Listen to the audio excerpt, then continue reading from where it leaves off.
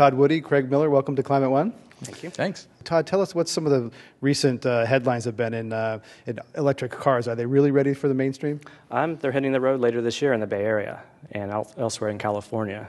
In small numbers, but they're definitely ready for the road, and more importantly, the regulators are working very hard to get the rules of the road established by the end of this year. Now, a lot of people, when you hear electric cars, you conjures images of go-karts and three wheels. Are these going to be real electric cars? These are real cars, and I've driven a number of them. They range from very tiny cars, small cars, to sedans.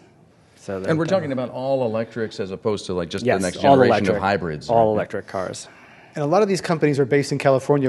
Tell us some of the ones that are getting the investment and how they might compare, so either the products or the models compare. Sure. A lot of the action actually is happening behind the scenes. The companies are going to build the infrastructure so that you have a place to charge your car in when you go to the shopping mall or go to your office or even to your home. So companies like Better Place in Palo Alto, it's raised north of $400 million.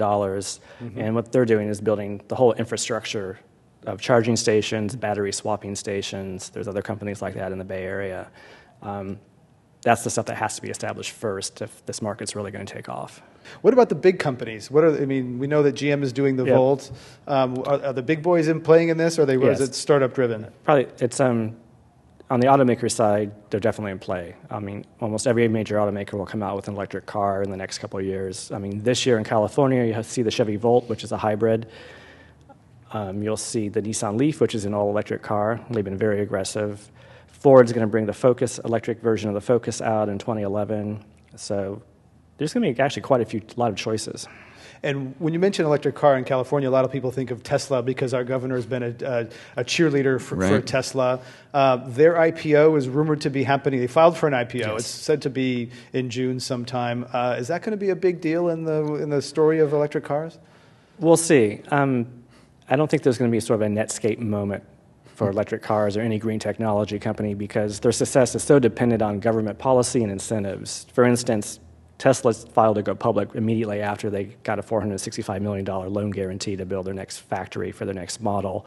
Solyndra, a solar cell company in Silicon Valley, filed to go public immediately after they got a $500 million loan to build their next factory. So that's where the stimulus money went, okay. Yeah, right now, when I talk to venture capitalists and entrepreneurs, one of the first questions that venture capitalists will ask a startup company is, what's the status of your government funding? Are you likely to get a loan? Because that's become such a crucial part of getting going and going to market now.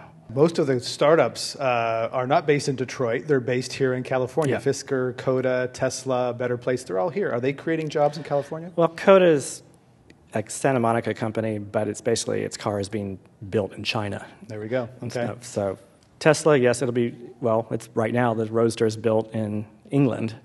The Model S, the next model, will be built here. So another big debate going on, Craig Miller, is whether California has the right policies in place. And tell us about what's happening with the repeal of the Global Warming Solution Act, or AB 32. Yeah, a lot of people have started to use the word repeal. There's a repeal campaign going on. That's not exactly true. Yeah, it'd be more like a freeze campaign. There are a number of people who are very convinced that the law that California has had in place for about 3 years now, which is essentially the state's climate change strategy, is going to wreck the economy. And there seem to be two schools of thought on this. Either it's going to wreck the economy or it's going to save the economy. We just talked a little bit about all of the green jobs, that are being created. There's a lot of hype around that as well. But there are other people who think that it's just piling too much on businesses, particularly small businesses, too many mandates, too many costs at a time when, as one person put it, we have to dig ourselves out of the hole. So there's a whole campaign now to basically take this law known as AB 32, which is California's cap-and-trade program, and it has a lot of other components to it, and stop it in its tracks until the unemployment rate drops down to 5.5% and stays there. This is the state unemployment rate for 4 consecutive quarters. Now, that's something that has only happened about 3 times, in the last 30 years. It's about a once-per-decade occurrence when that actually happens. Right now, the unemployment rate in California is over 12%. And so that could, in effect, mean putting AB 32 on hold, the state's entire climate mitigation and adaptation strategy, or most of it on hold for basically an indefinite period of time. Yeah, so the environmentalists in other states basically to kill the bill, because once it goes dormant for so long, it may not come back. But to be clear, AB 32 hasn't really taken effect yet. That's right. But the state does have about according to the Legislative Analyst's Office, about $120 million invested in 3 or 4 years worth of getting it ramped up, just holding, endless public hearings, developing regulations, taking the first comprehensive greenhouse gas inventory among industry in the state and that sort of thing. Yeah, so laying the foundation. How's the governor responding to this? This AB 32 is kind of his legacy. Well, the governor has said this is the work of greedy out-of-state oil companies, and he's going to push back. He's not going to allow it. But the initiative campaign to freeze AB 32 was able to raise, with a lot of money from out-of-state oil companies, more than 2/3, I think, financed by these companies, nearly double the number of signatures they would need to qualify for the initiative. We won't hear until the end of June on whether they actually be certified, but I think there's little doubt that they will be certified. It's already a full-blown campaign. Both sides are armoring up with professional campaign strategists and communications people, and the battle lines have been drawn. And what would be the impact? There are AB 32 is just a centerpiece of many climate laws that the state has passed in recent years on land use and tailpipe emissions, et cetera. So what would be the impact if AB 32 were frozen? Would the others go forward, and how big of a change would that be? Well, all of the regulations would probably be frozen. Most of the regulations under AB 32 would probably be frozen for until that finally lifts. When they hit the unemployment rate trigger for a very long time. Now, it could happen anyway. There's already a provision in AB 32 that allows the governor at their discretion, at his or her discretion, in times of extreme economic stress, to suspend the whole thing for up to 1 year. Both of the leading Republican candidates, have already said they would do that. So it's quite possible that the thing might end up being suspended anyway. Let's talk about the federal rules briefly. Recently, there was a new climate bill introduced in the Senate. It's getting lots of play. Some environmentalists like it, some don't. A lot of businesses like it or don't. How's that going to play out, and how's that going to affect California here?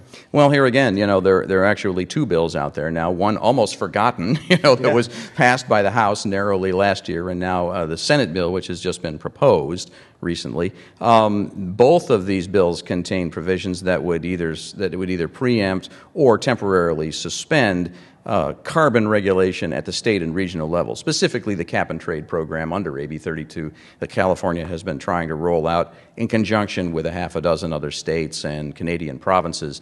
Under the Senate bill, the more recent Senate bill, they would simply pull the plug on that. Under the House bill, it would be suspended until 2017. So is that to say that if a federal bill passes, AB 32 doesn't matter anyways?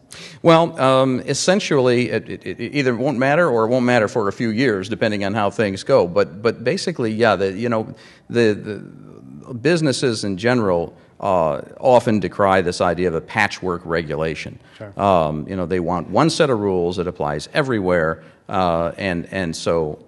Even Mary Nichols, the head of the Air board in California, who's kind of like the chief regulator behind AB 32, even she says we all want to see a federal program in place, but we don't want that program to undermine the state's rights to continue with their own programs.